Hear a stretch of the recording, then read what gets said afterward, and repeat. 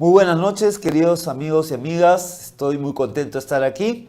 Mi nombre es Julio César Puntriano Suárez y estoy a cargo de esta videoconferencia que trata sobre el marco macroeconómico multianual. Hemos preparado una presentación ad hoc para este tema, espero que les guste y vamos a empezar sin mayor trámite. Tenemos una hora para hablar sobre este tema que es un poquito complejo, que tiene que ver mucho con economía, pero que he querido traducir de una manera fácil para que todos podamos entender. Así que acá vamos y empezamos. Lo primero, empecemos con lo que es el marco macroeconómico multianual, que es un elemento muy importante. En primer lugar, para poder entendernos perfectamente, el marco macroeconómico multianual es un instrumento de gestión pública, es un instrumento que tiene una connotación macroeconómica que orienta, digamos, la política fiscal en el Perú. Este marco macroeconómico como instrumento, como herramienta, nos permite conocer cuáles son las proyecciones económicas o macroeconómicas que vamos a tener para los próximos 4 años y basado en ciertos supuestos que están definidos por una ley, ¿no es cierto?, y en el macroeconómico multianual. En ese sentido, partimos de un año y tenemos pues 4 años para establecer este periodo que se va ajustando en base a las correcciones de proyecciones que ocurran en ese interín.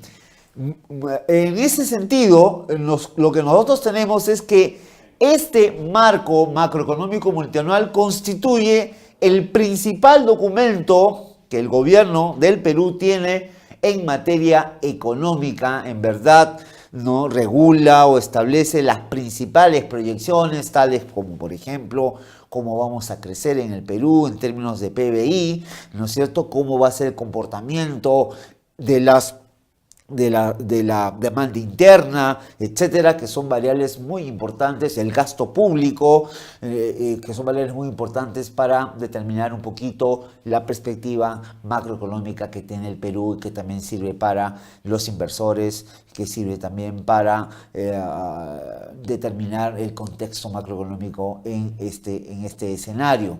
Entonces, el responsable de elaborar el marco macroeconómico multianual es el Ministerio de Economía y Finanzas. Tiene una dirección que está en el Viceministerio de Economía, el que se encargará de elaborar este marco macroeconómico multianual, o el popular MMM o M al cubo, como ustedes quieran. Evidentemente se basa en información que produce el Banco Central de Reserva del Perú, también la Superintendencia de Bienes Nacionales y la SUNAT, entre otras entidades que son importantes para mirar un poquito el comportamiento macroeconómico de nuestro país. Lo importante de esto, y que es necesario recordar, queridos amigos y amigas, es que la regulación, las disposiciones legales que tienen que ver con la elaboración y el afinamiento y las reglas fiscales que regulan la elaboración del marco macroeconómico multianual ha sufrido ciertos cambios que han sido, digamos, expresados en el famoso decreto legislativo 1276 o 1276, como ustedes quieran decirlo, en el cual este decreto legislativo aprueba, no es una ley, que aprueba el marco de la responsabilidad y transparencia fiscal del sector público no financiero. Ese es el nombre del decreto legislativo 1276. En pantalla ustedes están viendo la norma que fuera aprobada recientemente, en realidad, donde establecemos ya una idea fuerza que va a trasuntar esta videoconferencia.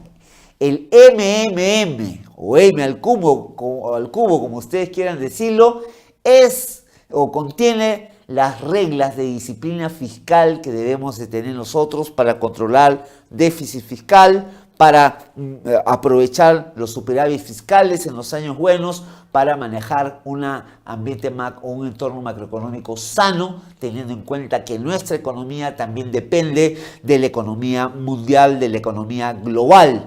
En ese supuesto nos ayuda y hay un énfasis muy importante en la gestión de riesgos, que es un elemento que aporta, que se está desarrollando en esta nueva normativa y que es importante considerarlo. Por eso es que quisiera que ustedes conocieran un poquito más algunos conceptos que son fundamentales en el decreto legislativo 1276. En primer término, también es importante considerar lo siguiente, ¿no?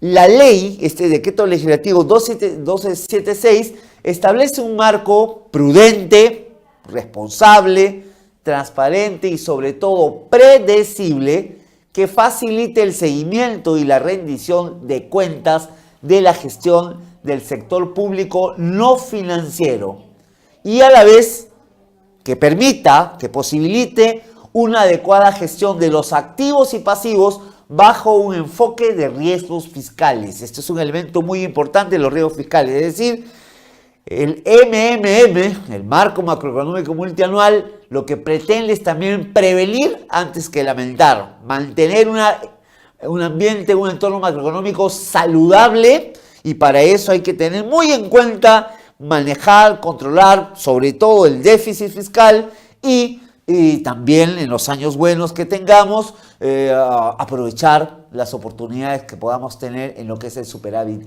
fiscal. Lo importante aquí es mantener una cosa que viene de los 90, ¿no es cierto?, del consenso Washington. Disciplina fiscal y equilibrio fiscal, que son dos elementos que son importantes a la hora de hacer política fiscal.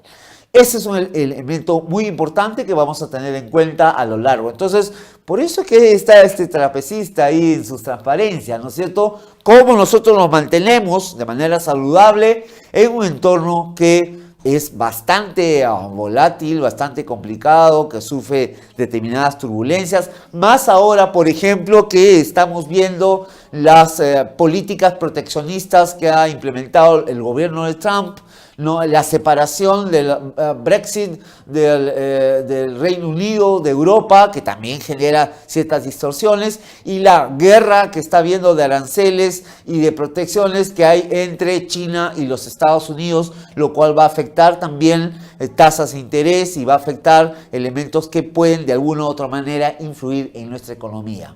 Claro está que en el marco macroeconómico multianual que ha sido aprobado para este periodo de 2019 y 2022, ¿no es cierto?, decimos que eso no afectará tanto el ambiente macroeconómico peruano por algunas características que tiene el Perú sobre el particular.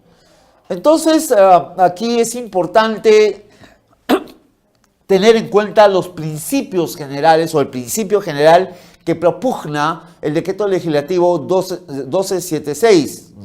Miren lo que nos dice, porque esta es, digamos, la esencia de lo que es el marco macroeconómico multianual. Nos dice lo siguiente, ¿no? Debe acumularse superávits fiscales en los periodos favorables. Es un elemento clave.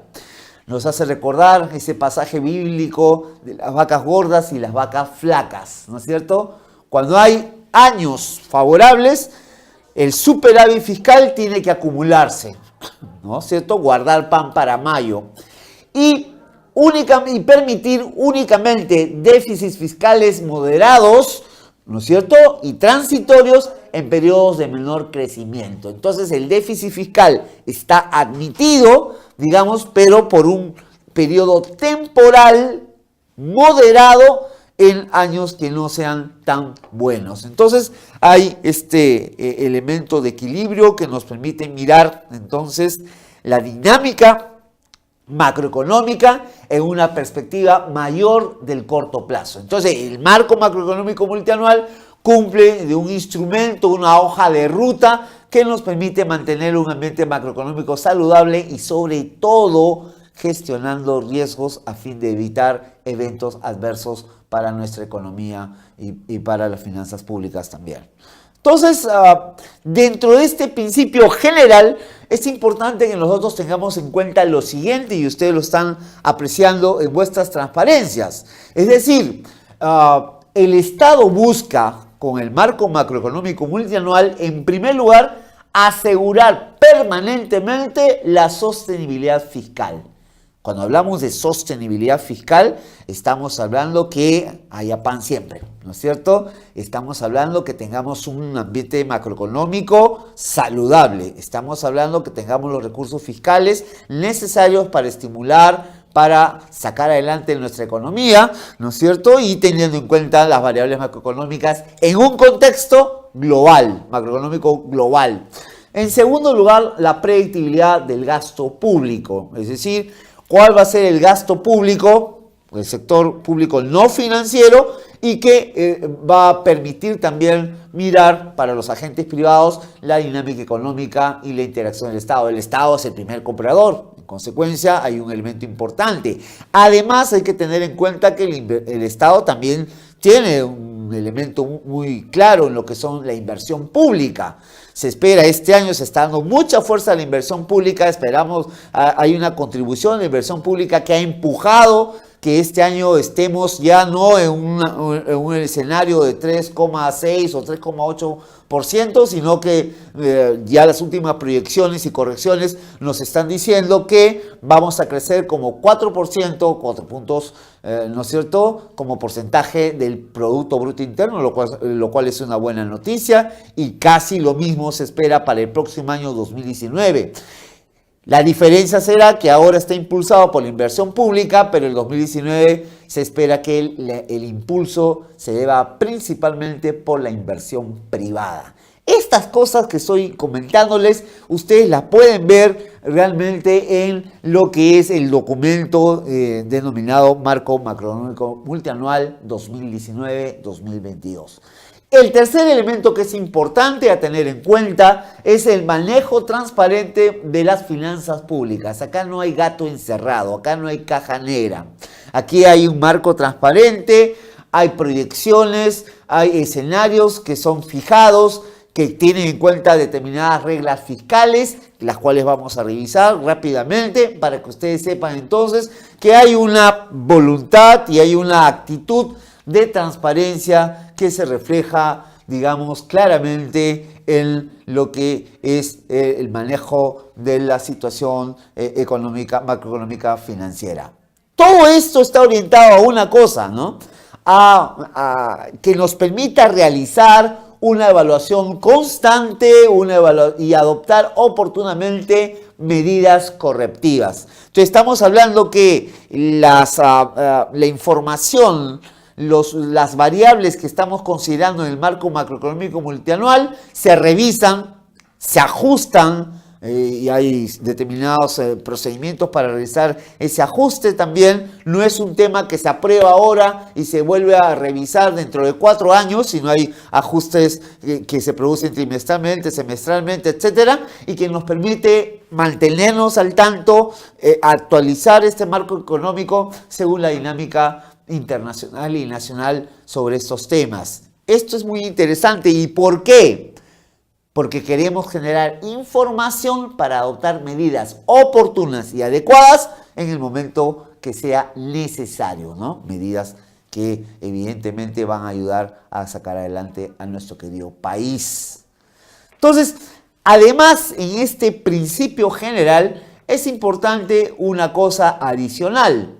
El manejo transparente de las finanzas públicas se lleva a cabo mediante los mecanismos previstos en la normativa vigente y siguiendo las mejores prácticas internacionales. Es decir, esta ley de prudencia, transparencia fiscal incorpora las mejores prácticas internacionales y además ciertos mecanismos que nos permite mantener una gestión de la situación macroeconómica de manera saludable, adecuada, gestionando los riesgos y actuando oportunamente para evitar cualquier evento adverso. Esto es muy importante. Finalmente, el principio general se concluye en que la responsabilidad fiscal entonces va a implicar el compromiso a seguir un manejo fiscal prudente y disciplinado. Esto es un tema clave que viene de los 90. Yo no puedo gastar más de lo que tengo. Yo no puedo manejarme con déficits fiscales. yo tengo que cerrar la brecha de déficit fiscal, lo que tengo que procurar es un superávit fiscal, en primer lugar. Entonces, aquí se requiere un manejo fiscal prudente y disciplinado que incluya, ojo, el estricto cumplimiento del marco fiscal, ¿no es cierto?, del marco macrofiscal que está contenido en el marco macroeconómico multianual, ¿no es cierto?, y el objetivo de preservar la estabilidad macroeconómica, que es un poquito el foco del marco macroeconómico multianual. Entonces, en resumen, manejo prudente, en primer lugar, que haya disciplina fiscal, en segundo lugar, y que haya un equilibrio y sostenibilidad macrofiscal para los próximos 4 años. Tal vez sería el elemento fundamental de los principios, del principio general que propone el decreto legislativo 1276.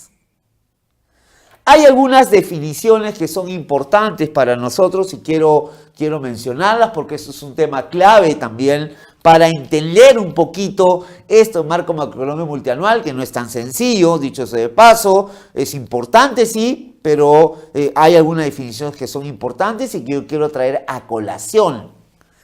Estas definiciones están contenidas en el decreto legislativo 1276, o sea, son definiciones que orientan, que regulan y además que nos permiten entender el marco macroeconómico multianual. Entonces, allí hay un elemento importante. En primer lugar, aparece el primer concepto que tenemos que aprender, qué cosa es sector público no financiero. Porque ese es un poquito el foco del MMM. Entonces, el sector público no financiero son todas las entidades no financieras del sector público. El sector público no financiero está compuesto por aquellas entidades públicas del gobierno general y las empresas públicas no financieras. Es decir, básicamente aquellas contenidas en la ley de presupuesto, ¿no es cierto? Y empresas públicas que no sean financieras, que no tengan vinculadas a la actividad financiera, sino más bien actividades productivas. En ese sentido, ahí hay otro concepto que es importante. ¿Qué cosa es el gobierno general? Entonces, vamos haciendo un close-up, vamos haciendo un acercamiento sobre el gobierno general y vemos que el gobierno general son todas aquellas entidades, ¿no?, del gobierno nacional, el gobierno regional y el gobierno local que unidas tal cual forman parte de este concepto que, de acuerdo a la ley de transparencia y prudencia fiscal, nos habla de gobierno general. Entonces son todos los niveles de gobierno, las entidades que pertenecen a todos los niveles de gobierno. Entonces, gobierno nacional equivale a la definición establecida en la Ley General del Sistema Nacional de Presupuesto, es decir, a la Ley 28411. Además, en este entorno se se considera también a e-Salud, a las sociedades de beneficencia que no están, sus presupuestos no están en la ley de presupuesto, ojito, la Superintendencia de Banca y Seguros, ¿no es cierto?, y AFPs, el Fondo Consolidado de Reservas Previsionales, que está sujeta al ámbito de la ONP, y el Fondo Nacional de Ahorro Público. Entonces, serían todas las entidades que forman parte de este concepto gobierno nacional. Otro concepto que es importante es el concepto gasto no financiero del gobierno general. ¿Qué cosa es el gasto no financiero del gobierno general? Entonces, el gasto no financiero del gobierno general sería la utilización de todos esos recursos de parte de las entidades del gobierno general que son financiados por cualquier fuente de financiamiento, ¿no es cierto? Cuando hablamos de fuente y financiamientos, estamos aludiendo a la clasificación de fuentes y usos que considera la Ley General del Sistema Nacional de Presupuesto, la Ley 28411, es decir, estamos hablando ahí de la 09, recursos directamente recaudados, la 00, recursos ordinarios, estamos hablando de la 07, Fondo Común, estamos hablando de la 11, que es operaciones oficiales de crédito interno y externo, etcétera, ¿no es cierto? Estamos hablando de esa fuente de financiamiento, ¿no? Excluye, eso sí, la amortización del principal y el pago de intereses de la deuda, porque eso no está planteado como gasto no financiero del gobierno nacional, en realidad es gasto financiero, por eso que no está considerado como tal. No se considera como gasto financiero las transferencias entre entidades del gobierno general y las destinadas a fondos públicos que financian gastos del gobierno general. Esa es una acotación que es muy importante para estos efectos. Además, gasto corriente del gobierno general, excluyendo mantenimiento, porque ustedes ya saben que con las nuevas modificaciones que han habido al tema de inversión pública, hay inversión que está asociada a mantenimiento de infraestructura y que está considerada como gastos de inversión. En consecuencia, antes no era así, ¿no? Antes ese gasto de mantenimiento figuraba o era concebido o era clasificado como gasto corriente. Entonces, aquí hay una actualización y hay una concordancia con las últimas modificaciones que han habido en materia de programación multianual de inversiones a propósito de Invierte Perú. Entonces, aquí vemos lo siguiente.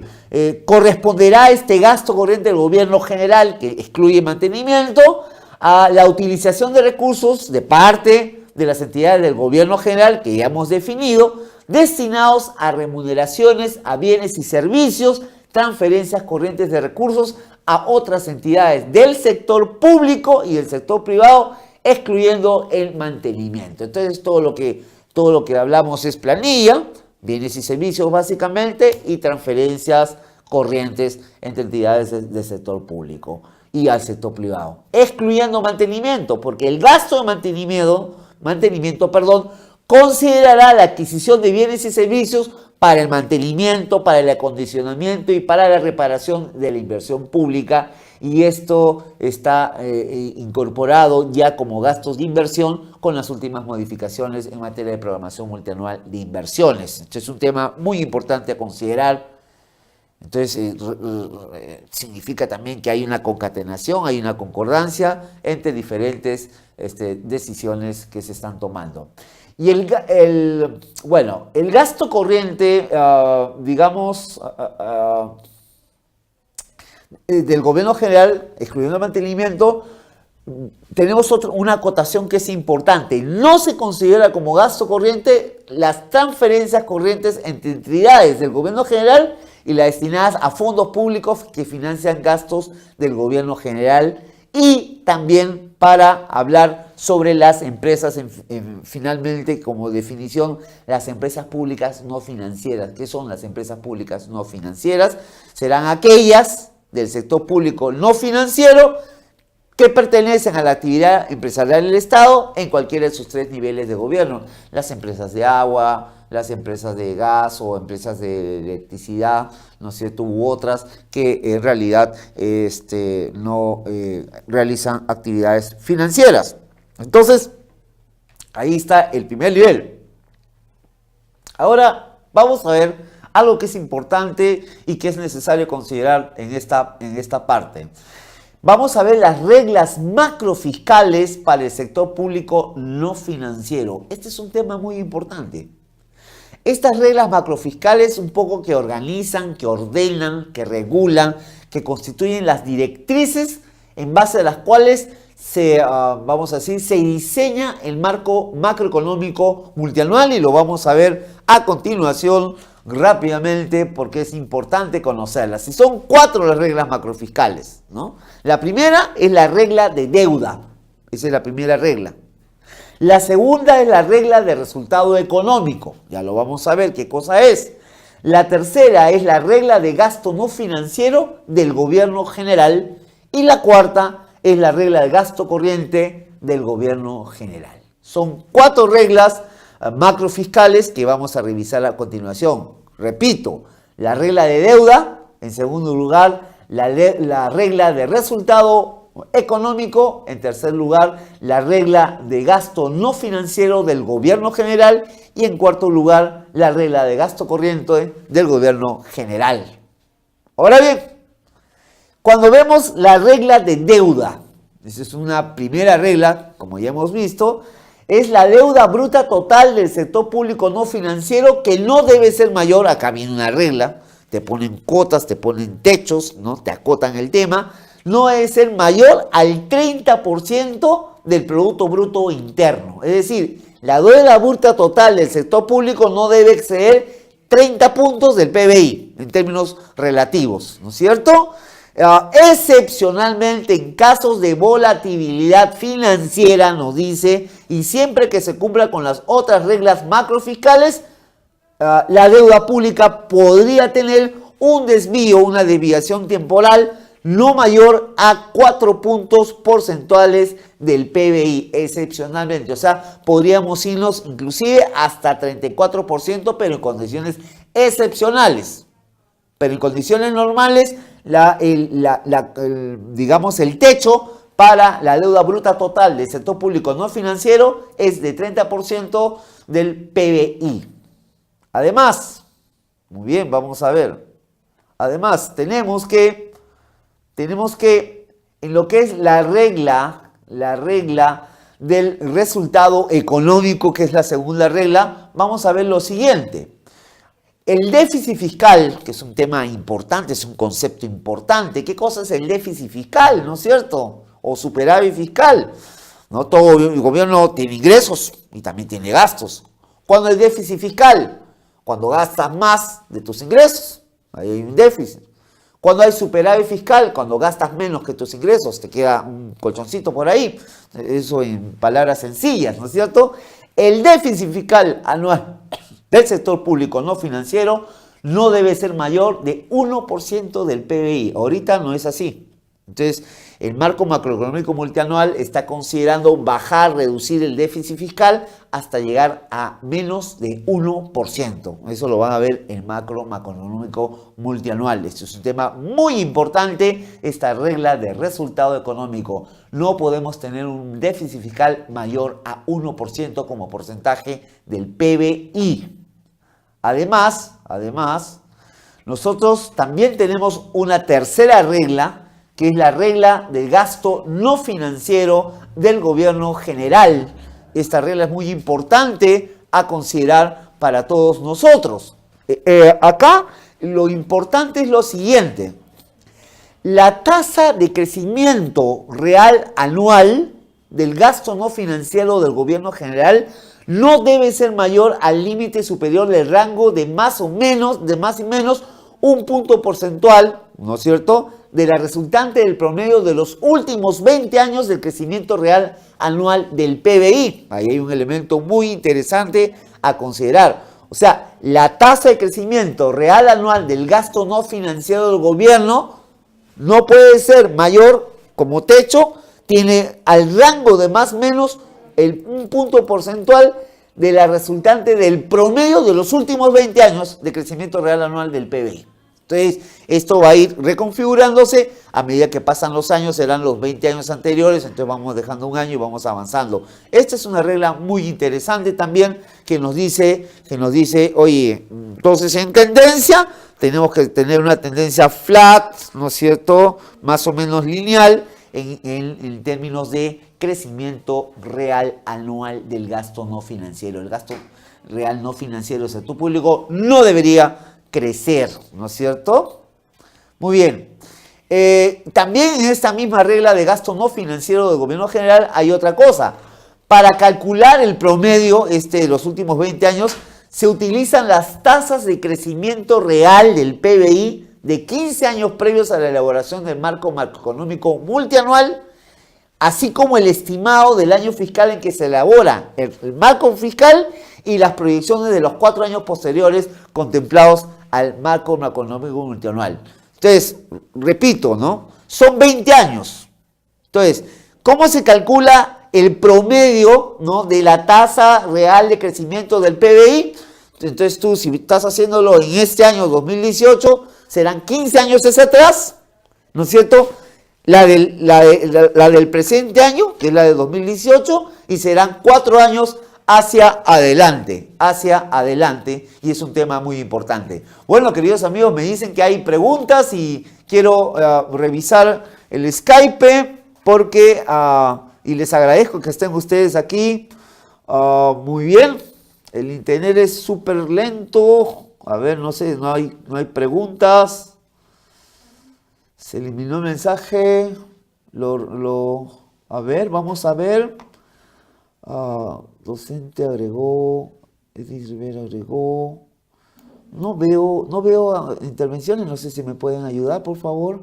Yo encantado con las preguntas, me encantan las preguntas. Si me puedes ayudar. No hay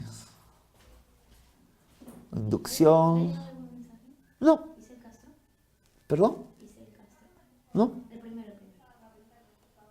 Isabel Castro.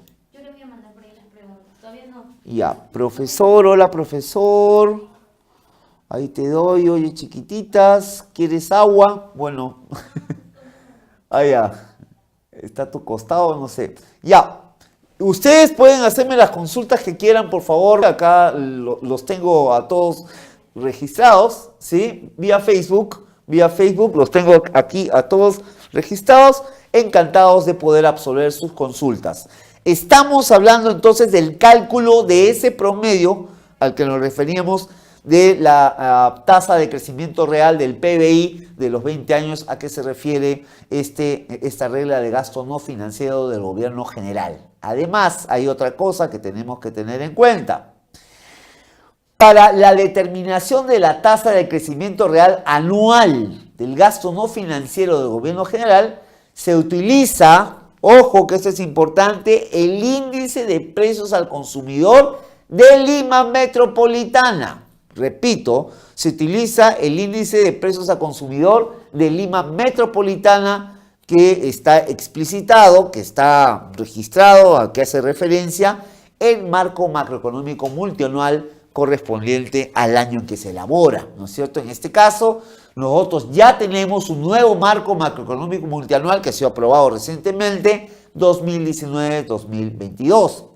El cumplimiento de esta regla presupone también cumplir con el conjunto de reglas macrofiscales de deuda y de resultado económico que ya hemos revisado. ¿No es cierto? ¿Cuál es la regla de deuda? ¿No es cierto? No más de 1% como déficit fiscal. ¿Y cuál es el resultado económico? Perdón, el resultado económico no más de 1%, ¿no es cierto? Y la de deuda, no más del 30% del PBI y en casos excepcionales hasta 4%, 4 puntos más del PBI, o sea, hasta 34%, hay que considerarlo eso, son las reglas fiscales que ha trazado esta ley. Ahora, acaba otra cuarta regla, que es la regla de gasto corriente del gobierno general, ¿no? La tasa de crecimiento real anual del gasto corriente del gobierno general, excluyendo el gasto de mantenimiento, que ustedes saben que ya no se considera, ¿no? Ese no puede ser mayor al límite inferior del rango de la tasa de crecimiento del gasto no financiero del gobierno general. Entonces hay una correlación de gasto corriente con el gasto no financiero del gobierno nacional. No puede ser mayor del límite inferior del rango de la tasa de crecimiento. Entonces, ahí estamos diciendo que va siempre ajustándose el gasto corriente, no queremos que se dispare y ese es un elemento fundamental para tener una economía, un ambiente macroeconómico sano. Entonces, eso es importante. En ningún caso, la tasa de crecimiento real anual del gasto corriente del gobierno general podrá ser mayor al crecimiento de gasto no financiero del gobierno general. Entonces, ahí hay un elemento importantísimo donde ya nos fija un techo, ¿no es cierto? Y debe ser consistente con las reglas macrofiscales que ya hemos señalado, las anteriores, los cuales se explicitan claramente en el marco macroeconómico multianual del año de elaboración. Ahora bien, para la determinación de la tasa de crecimiento real anual del gasto corriente, el gobierno general va a utilizar el índice de precios al consumidor de Lima Metropolitana y este va a ser considerado en el marco macroeconómico multianual. Hay una pregunta en el Skype y paso a responderla. ¿Cómo hago para F5? ¿Cómo se hace para revisar? ¿Para actualizar? ¿Dónde hago? En Skype, Isen Castro, y ahí sale la pregunta. Ese Castro, ya. Buenas noches. ¿Por qué no puede? Buenas noches. Hola, Isel Castro, ¿cómo estás? ¿No? Soy Isabel. Ah, ya. Entonces, Leonel está bajo su nombre. ya está. Leonel Ángel, ¿cómo estás? Saludos donde quiera que estés. Buenas noches, me dices, ¿por qué no puede ser el marco macroeconómico multianual en 8 o 10 años, tomando en consideración las buenas prácticas internacionales, ya que algunos gobiernos como el de Humala tuvo un alto déficit fiscal? Bueno, tiene que coincidir, normalmente coincide con los periodos de gobierno, en primer lugar. El marco macroeconómico multianual le dice a un gobierno, al gobierno de turno, cuáles son sus posibilidades, su espacio fiscal para sacar adelante las políticas públicas. Esa es una razón en serio. Si tú dices a 8 años, también podríamos hablar a 10 años, pero la pregunta es cuál es la utilidad. A medida que hablamos de más años, estamos hablando que puede crecer la incertidumbre, porque la economía, la volatilidad, el tema de las crisis y las decisiones que se toman en los países va cambiando muy aceleradamente y a veces abruptamente. Entonces, digamos que la decisión que se ha tomado, y eso se explica claramente en la exposición de motivos y también lo hace referencia el Comité Fiscal que revisa el macroeconómico multianual, ¿no es cierto? Está claro que eso coincide con los periodos gubernamentales. ¿Por qué? Porque yo tengo que ver como gobierno cuál es mi espalda fiscal, vamos a decirlo así, para poder sacar adelante políticas públicas. Entonces espero que esto te haya satisfecho, querido Leonel. Bueno, ahí ustedes tienen en pantalla el marco macroeconómico multianual, ¿no? En el cual pueden ustedes ver el documento que les va a decir a ustedes todas estas pautas, y yo quiero también comentarles a ustedes algunos elementos que son importantes en esta dirección. Lo primero es el Consejo Fiscal. El Consejo Fiscal es un organismo que ha sido creado para revisar la propuesta, ¿no es cierto?, del Ministerio de Economía y Finanzas de marco macroeconómico multianual. Y este Consejo Fiscal ahorita está presidido por el economista Waldo Mendoza, y ellos son los que realmente dan la venia, ¿no es cierto?, que el marco macroeconómico multianual es consistente. Vale la pena revisar esta carta y estas apreciaciones que hace el Consejo Fiscal, porque es interesante, ¿no? Ahí nos dice, bueno, que es consistente las proyecciones de marco macroeconómico multianual con las del Banco Central de Reserva, con otras agencias que son importantes, así como las principales agencias internacionales que miran este tema, las proyecciones del Fondo Monetario Internacional, Banco Mundial, entre otras. Ese es un tema muy importante, muy necesario, muy valioso, y yo les recomiendo a ustedes que lo lean. Toda esta información está disponible en la página web del Ministerio de Economía, o si no, ustedes pueden buscar Consejo Fiscal, marco macroeconómico multianual, y ahí encontrarlo rápidamente. Ahora bien, existen los principales lineamientos de política fiscal que orientan un poquito este marco macroeconómico multianual. Ahora hemos dejado la ley, hemos dejado las reglas fiscales, y ahora estamos examinando el marco macroeconómico multianual, que está vigente en este periodo, como ya les he mostrado, ¿no es cierto?, en este periodo que les he mostrado de 2019 al 2022, como pueden ustedes ver en sus pantallas. Entonces, este documento, que tiene la aprobación, la venia del Consejo Fiscal, pues contiene los principales lineamientos, ¿no es cierto?, de política fiscal que, digamos, que han organizado, que han determinado las proyecciones que nosotros podemos ver y las medidas que nosotros podemos ver en el marco macroeconómico multianual que aplicará para el 2019 al 2022. Y aquí las vemos. El primer lineamiento, que es importante, de política fiscal: asegurar la sostenibilidad de las cuentas públicas. De nuevo, un tema que ya nosotros lo habíamos visto en la ley, sostenibilidad fiscal. ¿Qué significa sostenibilidad fiscal? Que Perú sea viable, en realidad. Que Perú sea viable fiscalmente, ¿no?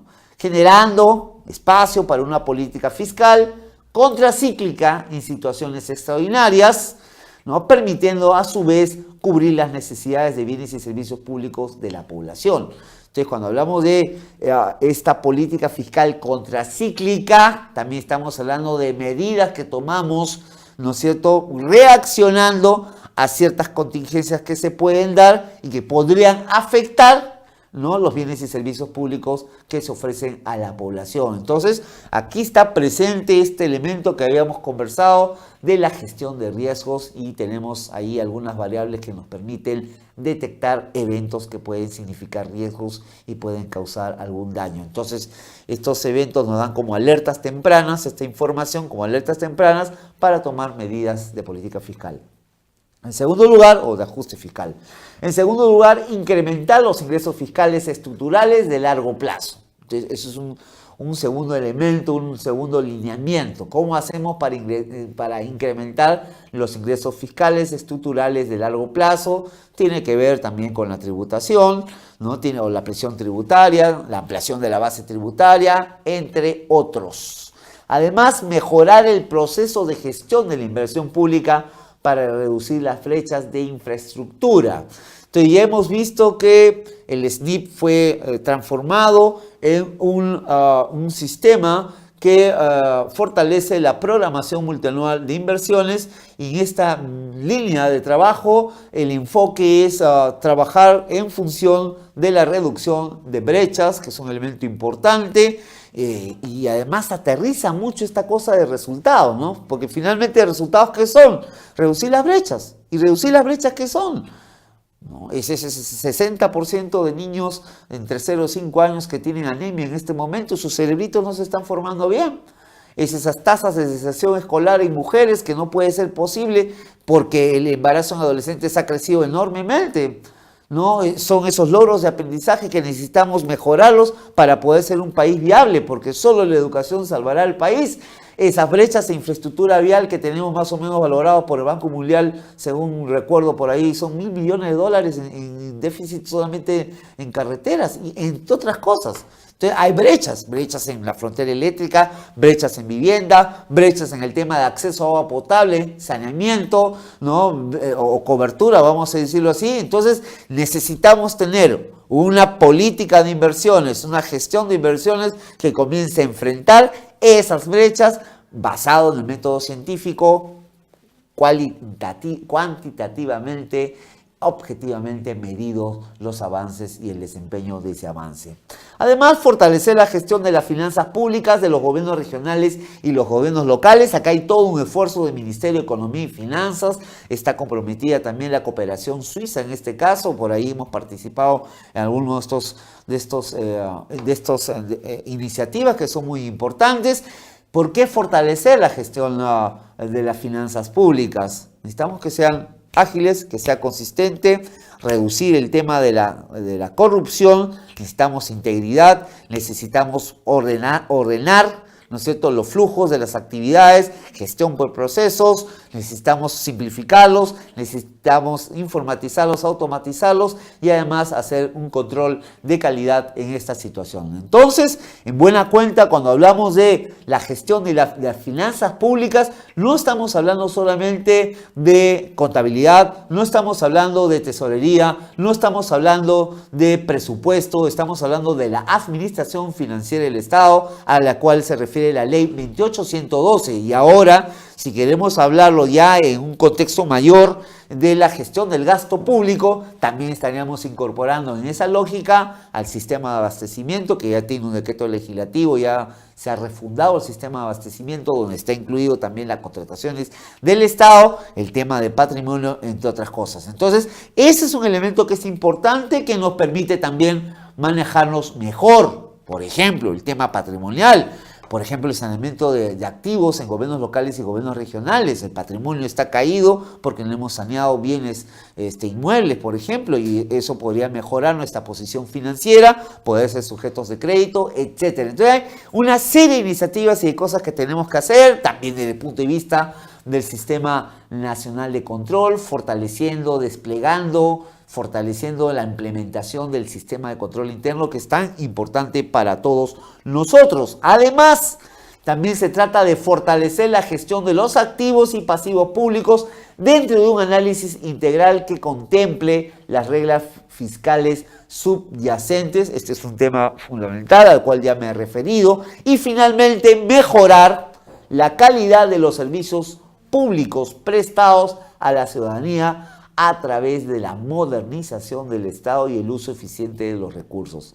El marco macroeconómico multianual es muy interesante en este sentido porque le da una importancia, digamos, gravitante a la modernización del Estado, sobre todo en el aspecto vinculado a la mejora de los servicios públicos, donde hay muchos esfuerzos que se tienen que hacer. Particularmente sobre este tema está trabajando fuertemente la Secretaría de Gestión Pública de la Presidencia del Consejo de Ministros y también servir a través de la Escuela Nacional de Administración Pública con programas que son excelentes para la mejora de servicios públicos, tanto regionales como locales. Esto también pasa por otro elemento que es clave y que se aplica en lo que es la gestión de los recursos humanos. En la marco macroeconómico multianual se hace una referencia explícita a profundizar, a seguir desarrollando, y a mí me parece que es una buena noticia, ¿no?, la implementación del sistema de gestión de recursos humanos del servicio civil en el Perú.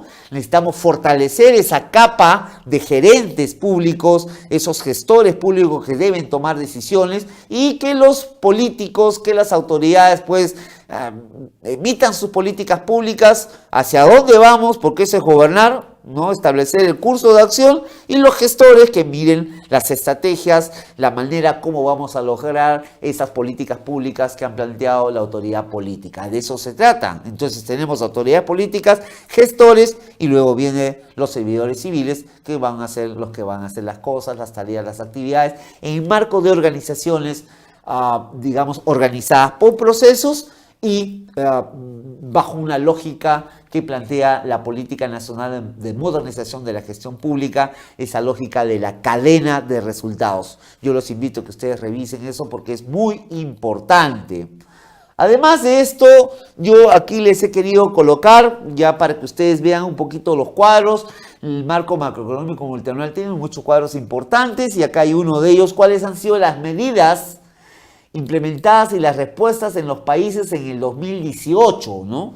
Cómo estas medidas que son de otros países, por ejemplo de Estados Unidos, ¿no es cierto?, China, etcétera, cómo van influenciando, cómo van, influyendo en el comportamiento macroeconómico de los países. Acá tienen un ejemplo de esta situación, espero que les guste a ustedes, ¿no? Por ejemplo, los Estados Unidos en enero del 2018, ¿no?, anuncian los aranceles de 50%, ¿no?, de las lavadoras, 70% de paneles solares, ¿no es cierto? Entonces comienza una guerra arancelaria ¿con quién? Con China, ¿no es cierto? China también está respondiendo. Ahí hay un tema que afecta el tema de las tasas de interés, afecta una serie de cosas, y esto también influye en las economías.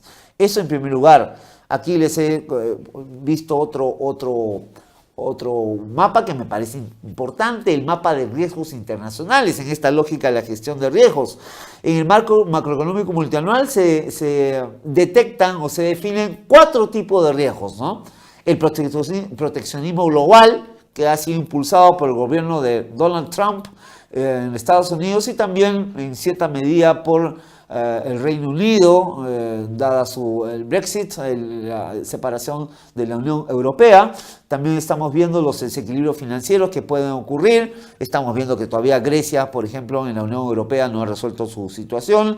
Estamos viendo también en España cómo Cataluña quiere dividirse de España. Hay ciertos movimientos que son interesantes y que también pueden afectar o pueden generar desequilibrios financieros. Aún en América Latina también tenemos la situación de Venezuela, pero también es preocupante lo que está pasando en estos momentos Argentina, ¿no? Y en menor medida otros países, pero ahí hay dos elementos importantes. Brasil también podríamos estar hablando, y la preocupación también que es interesante, importante y relevante en América Latina es que se mantiene la desigualdad, y de hecho, según el Fondo Monetario Internacional, somos la región más desigual del mundo. Es decir, pocos tienen mucho y muchos tienen poco, y ese es un tema que tenemos que trabajar en lo que es asignación y en lo que es distribución de los recursos fiscales.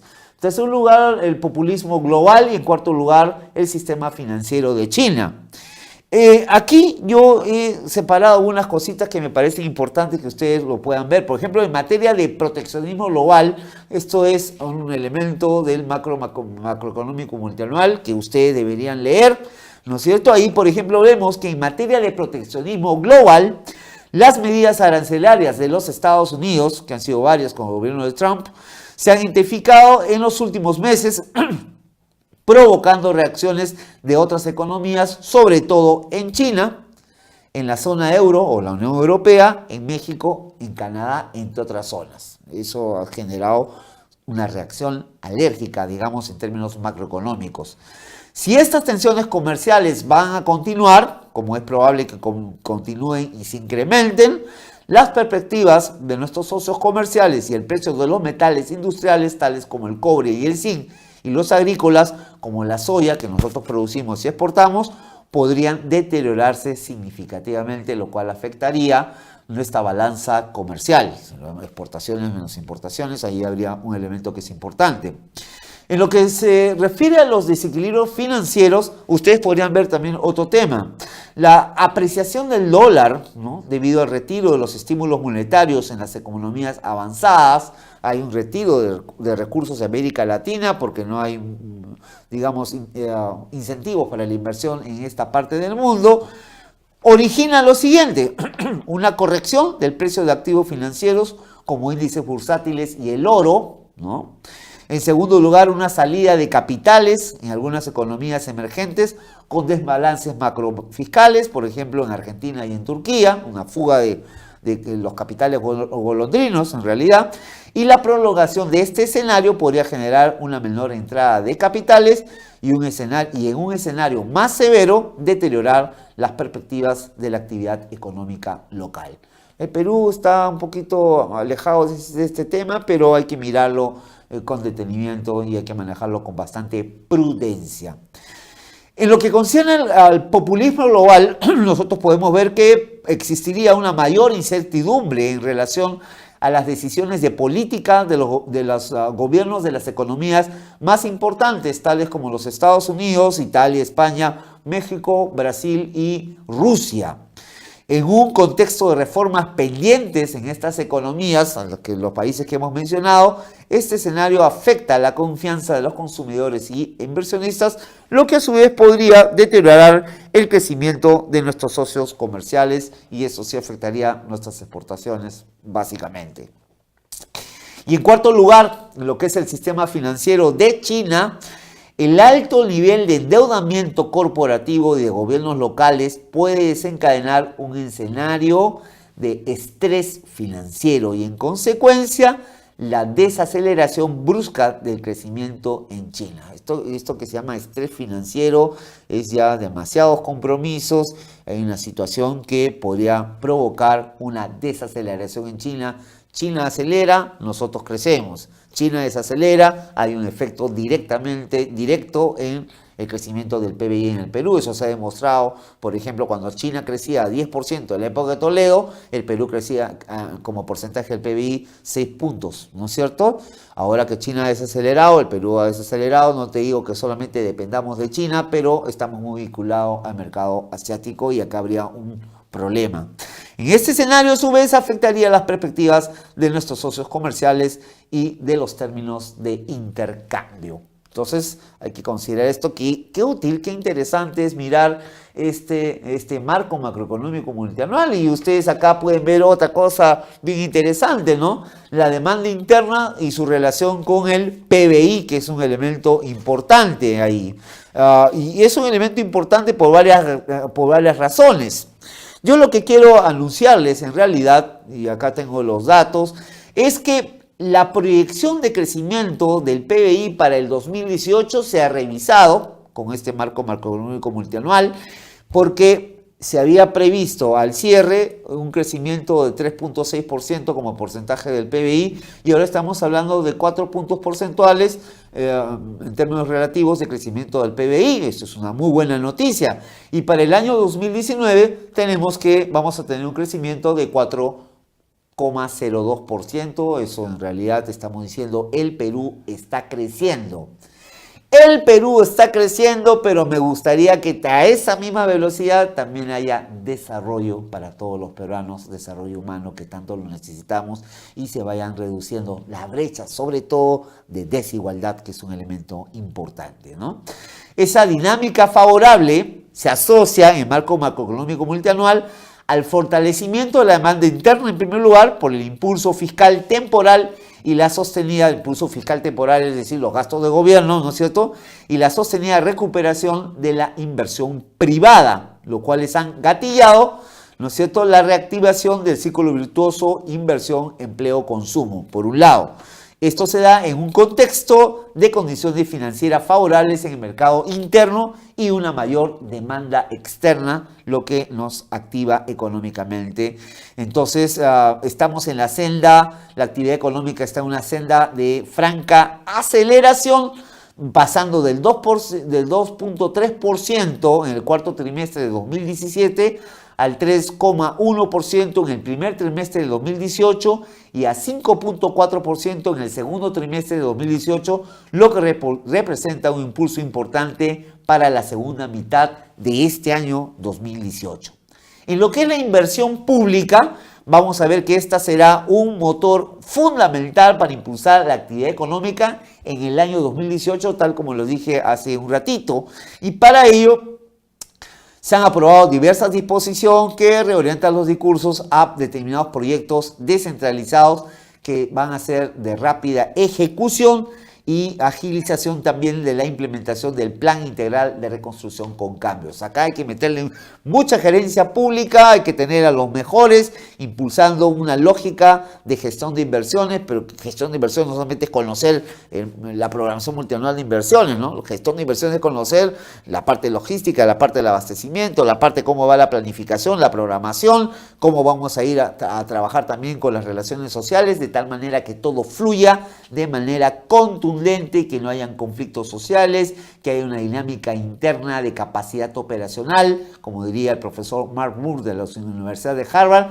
de tal manera que valor público, capacidad operacional y legitimidad nos permita alcanzar las metas que nos hemos propuesto. Sin embargo, en el año 2019 el impulso fiscal más bien se dará gracias a la inversión privada. Este año es a la inversión pública. El próximo año, como les había anunciado, es gracias a la inversión privada en cumplimiento del proceso de consolidación fiscal. Así, la inversión privada, según el marco macroeconómico multianual, continuará acelerándose al pasar de un crecimiento de casi nulo, que era 0.2% en el 2017, a 5.2% en el 2018 y 7.5% en el 2019. O sea que aquí hay una curva de Laffer, ¿no? En realidad. Y esta aceleración será debido a una mayor inversión minera. El marco macroeconómico multianual considera una serie de inversiones mineras, y lo podemos ver por aquí, más adelante, ¿no es cierto? Acá están las inversiones mineras.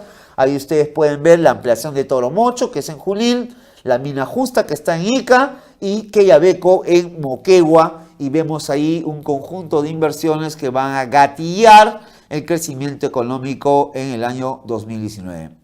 Por otro lado, las condiciones financieras del mercado local continuarán siendo favorables. La tasa de interés de la política monetaria se mantendrá en 2.75 desde marzo de 2018, la tasa más baja desde agosto de 2010, lo que impulsan los créditos al sector privado en junio, por ejemplo, 9%, la segunda tasa más alta desde febrero de 2016. Y por último, las mejores perspectivas de crecimiento de nuestros socios comerciales que favorecen la demanda de productos no tradicionales de mayor valor agregado en los sectores agropecuario, textil y químico. Entonces tenemos buenas perspectivas en el ambiente macroeconómico. Yo les estoy regalando algunas transparencias que son importantes. Por ejemplo, aquí tienen los beneficios sociales de los proyectos de infraestructura que son importantes, los que se han anunciado y que nosotros vamos a poder mirar en breve, ¿no es cierto? Aquí tenemos, por ejemplo, la línea 2 del metro de Lima-Callao, donde hay una inversión comprometida en millones de dólares, de 5.346 millones de dólares, y que va a disminuir en 2 horas y media, a 45 minutos, el viaje entre Ate y el Callao. ¡Qué espectacular! Eso va a significar también calidad de vida y también va a significar que más peruanos seamos felices, sobre todo acá en Lima. El incremento, por ejemplo, de las actividades económicas en las áreas de influencia del proyecto y la reducción de las emisiones vehiculares y la contaminación atmosférica por el CO2. Además, tenemos otra inversión importante que era requerida, que es reclamada además, porque ya el aeropuerto internacional Jorge Chávez ya quedó chico. Hay una ampliación del aeropuerto, esto significará el orden de 1.062 millones de dólares, y esto implica la ampliación de la capacidad del aeropuerto a 30 millones de pasajeros por año. Fíjense ustedes la cantidad de turistas que están llegando, y la ampliación de las operaciones para mejorar la conectividad entre los diferentes departamentos. Además tenemos Majes-Iguas 2 con una inversión de 560 millones de dólares. Tenemos también el enlace Mantaro, Nueva Yanango y Carapongo, y el enlace Nueva Yanango, Nueva Huánuco, que es de 321 millones de dólares. Tenemos el terminal portuario general de San Martín con 240 millones de dólares. Ahí están los beneficios sociales que se están produciendo. Ustedes lo pueden revisar en marco macroeconómico multianual. Y el terminal portuario de Salaberry con 229 millones de dólares. Por ejemplo, en este último caso, el de Salaberry, como beneficios sociales se están identificando un incremento de la capacidad operativa para atender la demanda de carga de agroexportación, producción minera, entre otros. O sea, van a salir mercaderías directamente de Salaberry, y además modernizar el puerto, migraría el oleaje y reduciría sus días de cierre, que es un tema importante. O sea, habría mayor operatividad, mayores días de operatividad en ese puerto. Bueno, tenemos también el marco macroeconómico multianual considera, por ejemplo, cómo ha ido evolucionando la oferta de viviendas. Ustedes ven ahí en la pantalla que la tendencia en realidad, si ustedes ven mi cursor, es a la alza, ¿no? Y vemos, por ejemplo, que hubo un bajón en el tercer trimestre del año 2017 y en el primer trimestre del año 2018 estamos en 80-43 proyectos de vivienda, lo cual es importante. Había un disparo positivo en esta dirección. Ustedes pueden ver la oferta de vivienda según avance de obras, que es un cuadrito interesante. Y por aquí pueden ver ustedes también, porque hasta eso, miren, el marco macroeconómico multianual, la dinámica de productos líderes de exportación. Vemos con mucha simpatía, por ejemplo, que estamos iniciando un proceso de diversificación productiva, y estamos viendo productos no tradicionales que estamos ya comenzando a exportar.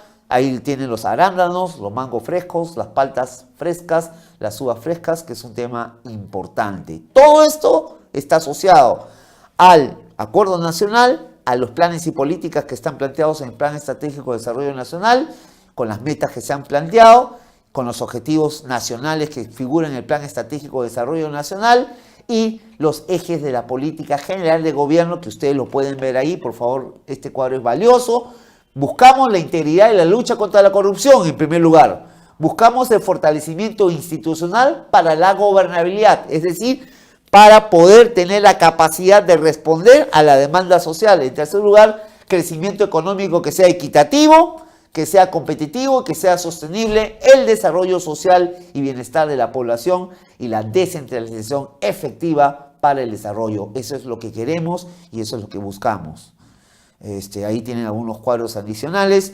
Yo les digo, en este sentido, tenemos que hacer gestión pública moderna, tenemos que hacer gestión fiscal diferente. Y para eso hay que pensar diferente, para actuar diferente. Espero que les haya gustado esta presentación, que ha sido muy rápida. Como siempre, la perfección es una pulida colección de errores.